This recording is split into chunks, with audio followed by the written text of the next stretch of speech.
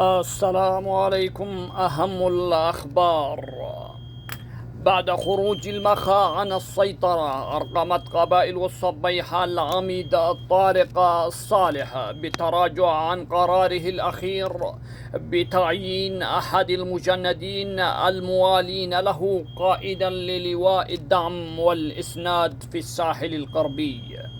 وقالت مصادر أن العميد طارق اتخذ قرارا بتعيين العقيد فهد زامط. وأكدت المصادر أن طارق واجه ضغوطات كبيرة من قبائل الصبيحة بعد أن حشدت مسلحيها إلى المخا. وأوضحت أن العميد طارق أصدر قرارا بتعيين حمدون عارف الصبيحي بديلا لأبو ذياب العلقمي. وفي خبر آخر، مسيرة عسكرية راجلة لأكثر من 10,000 من المنطقة العسكرية الرابعة في دمار.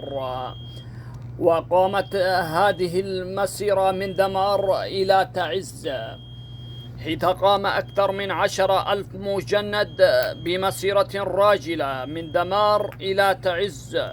وأكدت المصادر أن هذه التعزيزات سوف تقوم بتعزيز جبهتي تعز والضالع.